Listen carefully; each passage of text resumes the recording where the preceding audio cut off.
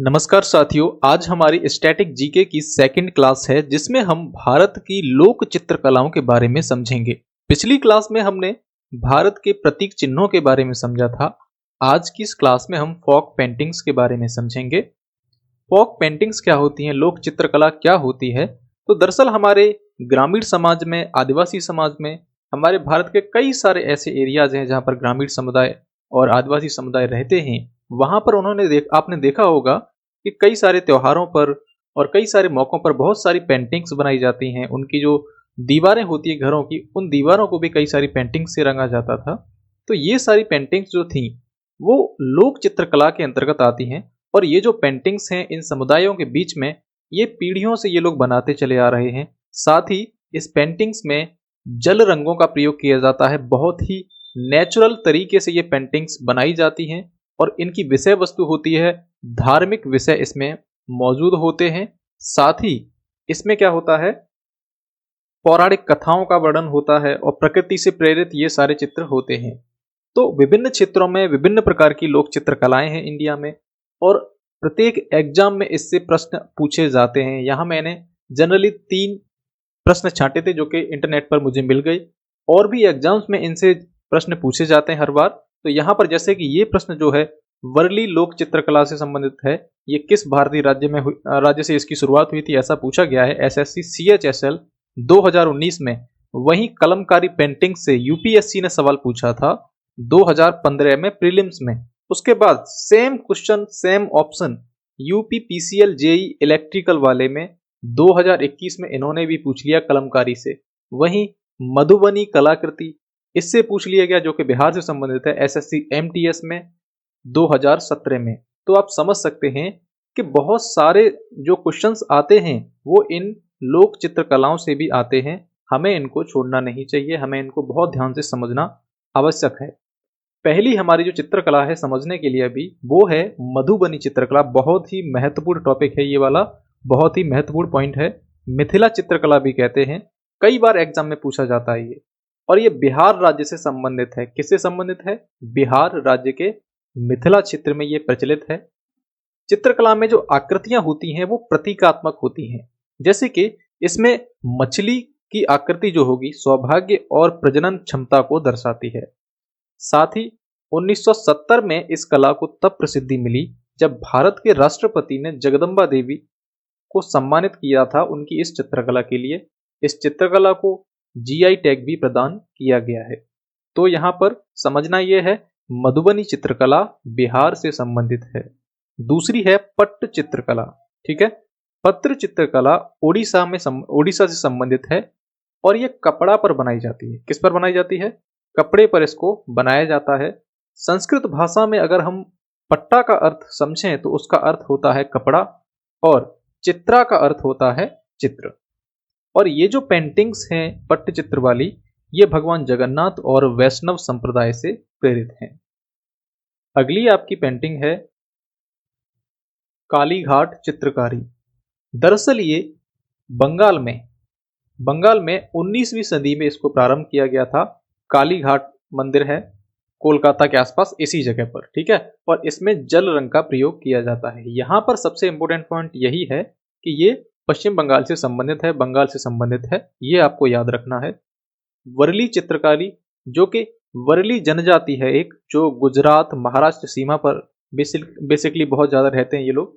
तो वहां पर इन लोगों ने इसकी शुरुआत की थी और इस परंपरा को ये अभी तक आगे बढ़ा रहे हैं। ये जो चित्रकारी है गांव के घरों की दीवारों को सजाने के लिए की जाती है। ये आप देख रहे होंगे वर्ली चित्रकारी।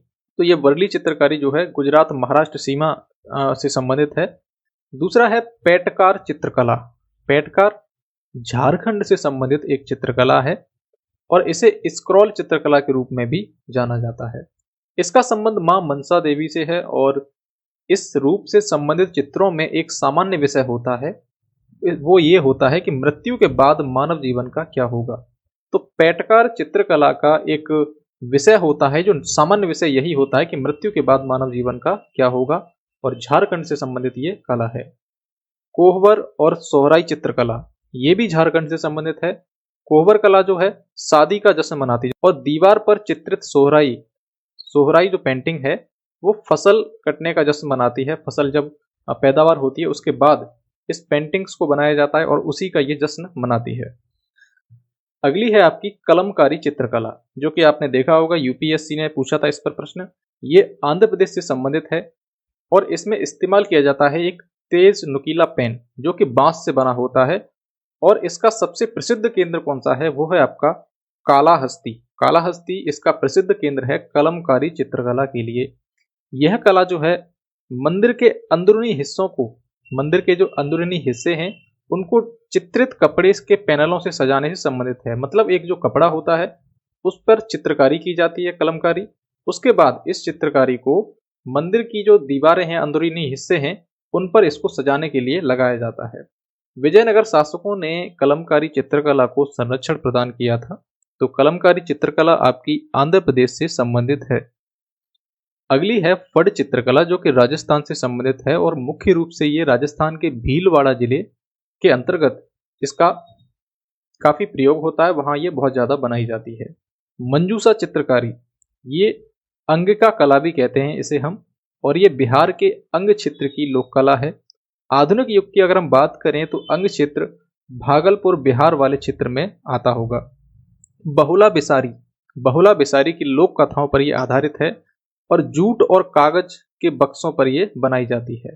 तो जूट और कागज के बक्सों पर बनाई जाने वाली पेंटिंग आपकी है मंजूसा चित्रकारी, जो कि भागलपुर बिहार से संबंधित है। कई विदेशी इसको सांप चित्रकला के रूप में भी संदर्भित करते हैं क्योंकि इसमें हमेशा सर्प का चित्रण मौजूद रहता है।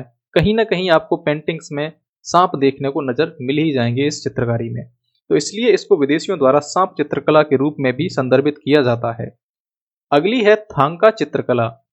थांका चित्रकला जो है सिक्किम, हिमाचल प्रदेश, लद्दाख वाले क्षेत्र में और अरुणाचल वाले क्षेत्र से संबंधित है। ये जो है तिब्बती बौद्ध चित्रकला है। कौन सी है? तिब्बती बौद्ध चित्रकला। पटुआ कला की अगर बात करें हम तो पटुआ कला पश्चिम बंगाल से संबंधित है और मिदनापुर जिले में इसका सर्वाधिक प्रचलन होता है। थांका चित्रकला बौद्ध चित्रकला है, पटुआ चित्रकला जो है पश्चिम बंगाल से संबंधित है। वहीं आपकी एक और है पिथौरा चित्रकला।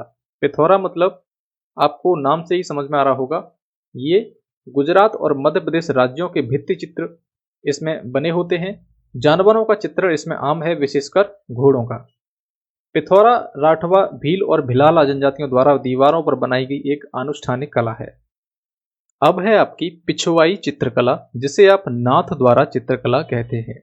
ये बेसिकली राजस्थान में प्रचलित है। राजस्थान में भी, राजस्थान का एक जिला पड़ता है राजसमंद जिले। राजसमंद जिले के अंतर्गत एक शहर है नाथ द्वारा। यहाँ पर इसका बहुत ज्यादा प्रचलन होता है पिछवाई चित्रकला का, जो कि श्रीनाथ जी जो कि कृष्ण के एक अवतार हैं उनसे समर्पित है, उनको ये समर्पित है। सौरा चित्रकला ओडिशा, सौरा चित्रकला ओडिशा से संबंधित है। ओडिशा में एक जनजाति है सौरा जनजाति, उसके द्वारा इस चित्रकला को बनाया जाता है और ये चित्रकला वर्ली चित्रकला से संबंधित है। वर्ली चित्रकला हम ऊपर पढ़ चुके हैं। दूसरी है तंजौर चित्रकला, जो कि तंजौर या तंजावुर से संबंधित है। तंजावुर कहाँ पड़ता है? तमिलनाडु में। ठीक है, तो तमिलनाडु से संबंधित है आपकी तंजौर चित्रकला। और अगली है गोंड चित्रकला, जो कि मध्य प्रदेश में गोंड समुदाय के लोग इस चित्रकला को बनाते हैं। भील चित्रकला भीलों द्वारा प्रचलित और एक जनजातीय कला है, जो कि मध्य प्रदेश, गुजरात और राजस्थान, महाराष्ट्र में प्रचलित है। तो भील चित्रकला मध्य प्रदेश, गुजरात, राजस्थान और महाराष्ट्र में, गोंड चित्रकला मध्य प्रदेश से संबंधित है। इसके बाद ये आपको एक प्रश्न है, कलमकारी लोक कला का संबंध किस राज्य से है? हमने इसका शुरुआत में भी जिक्र किया था। तो कलमकारी लोक कला का संबंध किस राज्य से है? पहला ऑप्शन है आपका बिहार, गुजरात, हरियाणा और आंध्र प्रदेश। इसका जवाब आप कमेंट करके मुझे बता सकते हैं। मैं मिलता हूं आपसे अगले वीडियो में। अगर आपको वीडियो पसंद आया हो तो वीडियो को लाइक करें, साथ ही चैनल को भी सब्सक्राइब करें। धन्यवाद।